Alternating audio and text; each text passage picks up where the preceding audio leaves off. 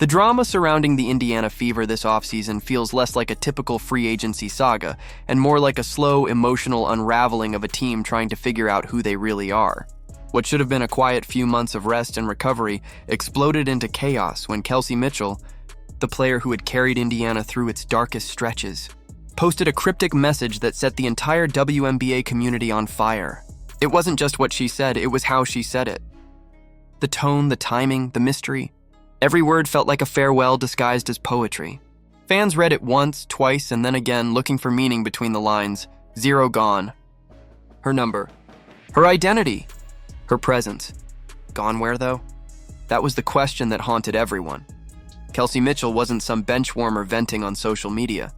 She was the Fever's pulse, the scorer who kept the team alive when Caitlin Clark was out injured. She had turned what was supposed to be a lost season into a statement of her own greatness. Every night she showed up, hit impossible shots, and kept Indiana competitive. And yet, in the blink of an eye, her cryptic words seemed to undo it all. The caption read like something personal, something deep. It wasn't a trade request, not exactly. It was something raw, resentment mixed with reflection. Maybe exhaustion. Maybe realization. Whatever it was, it came from a place of truth. And that truth hit harder than any official announcement could have. Within hours, Indiana Fever general manager Amber Cox stepped in with a statement that was supposed to calm everyone down, but instead it only made things worse. Her words were diplomatic, measured, and painfully corporate. She talked about controlling the controllables, about staying prepared for whatever the offseason might bring. It was polished PR language, the kind that sounds reassuring until you realize it doesn't actually say anything. She didn't mention Mitchell by name. She didn't deny the rumors. She didn't even promise fans that their star would be back. The silence inside her statement said everything the words didn't. Something was breaking behind the scenes. Behind every cryptic post, there's a story that started long before anyone noticed. For Kelsey Mitchell, it began the moment Caitlin Clark was drafted. Clark's arrival changed everything. Overnight, the Fever went from rebuilding to being the most watched story in women's basketball. Cameras followed them, merchandise sold out, ticket sales soared. But the cost of that spotlight was heavy. Suddenly, every headline was about Clark. Every practice clip, every team photo, every media story began and ended with her name. For a veteran like Kelsey, who had carried this team through losing seasons and heartbreak, it was like watching the house you built get remodeled around someone else's name. The locker room never imploded publicly, but those inside could feel the air shift.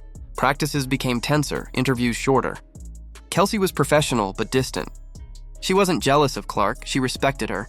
What hurt was the realization that her role, the one she'd bled for, was quietly being rewritten without her consent. The team she once led had become a brand, and in that brand, she was no longer the focus. That quiet frustration grew until it finally spilled out in the form of a late-night post that nobody saw coming. When the Fever front office tried to spin the story, fans weren't buying it. They could see the tension. This wasn't just about contracts, it was about identity. Kelsey's message and Amber Cox's vague response painted a picture of a franchise struggling to balance loyalty with ambition. Cox's calm tone couldn't hide the storm brewing underneath. She talked about flexibility, about navigating upcoming WNBA rule changes, about staying patient, but what fans heard was fear. Fear of losing the one player who had stuck with them through everything. As rumors spread, other teams started circling. Chicago, Atlanta, even the new expansion franchises reportedly had Mitchell's name written on their wish lists. Why wouldn't they? She'd just had one of the best seasons of her career. She'd proven she could lead, she could score, and she could carry a franchise. Now, with the WNBA's new prioritization rules and potential lockout looming, players like Kelsey were rethinking everything. Was staying loyal worth it? Or was it time to chase stability and respect somewhere else? Meanwhile, Caitlin Clark tried to stay above the noise. When asked about Kelsey's post, her response was calm, even gracious. She called Mitchell one of the most competitive players I've ever played with, and said she was lucky to share the court with her. But fans noticed what she didn't say. She never said, "I hope she stays." That one missing phrase sent social media spiraling. Suddenly, the debate wasn't just about Kelsey, it was about Caitlin too. Was her rising star unintentionally pushing veterans out? Was fame changing the dynamic inside the Fever locker room? The truth is, no one inside Indiana wanted this kind of drama. The Fever were supposed to be a feel-good story, a symbol of the WNBA's rise. Instead, they'd become a cautionary tale of what happens when loyalty meets branding.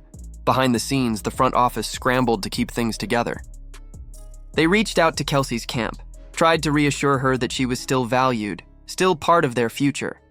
But after years of being the unsung hero, words probably weren't enough anymore.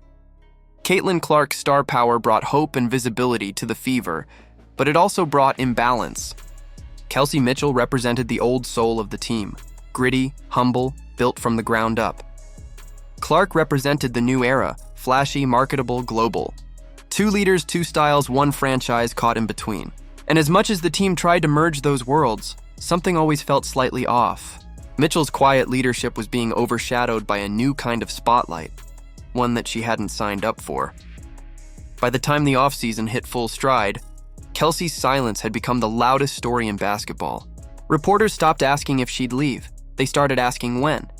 Fans who once wore her jersey began posting thank you messages, preparing themselves for the inevitable. And when the Fever's official social media pages started uploading photos without her in them, the writing felt like it was already on the wall. Still, deep down, this was never just about one player leaving. It was about what her departure would mean. If Kelsey Mitchell walked away, it wouldn't just be a roster change. It would be the end of an era. The Fever would lose not only a star, but their heartbeat, the player who had carried them when no one else could. And maybe that's why fans took her cryptic words so personally, because in those few lines, she captured what it feels like to give everything to something that might no longer need you. Amber Cox's final words, "We're focused on what we can control," now sound like a quiet surrender. The Fever can't control emotions. They can't control loyalty. They can't control the human side of basketball, no matter how many press releases they write. If Kelsey Mitchell does decide to walk, it'll be a reminder that not every story has a fairy tale ending, even in a league built on resilience and hope. The Indiana Fever's offseason began as a time for rebuilding, but turned into a test of identity. Caitlin Clark's rise and Kelsey Mitchell's silence have exposed the emotional complexity behind a team caught between past and future, loyalty and fame, heart and headline. And as the next season approaches, one question still lingers in the air like a haunting echo. When the lights fade and the applause stops, who will still be standing for the Indiana Fever, the star, the system, or the soul? What do you think? Should Kelsey Mitchell stay loyal to Indiana, or is it time for her to chase a fresh start somewhere she can be the centerpiece again? Do you think the Fever can truly balance the fame of Caitlin Clark with the loyalty of players like Kelsey? Let us know what you think in the comments below.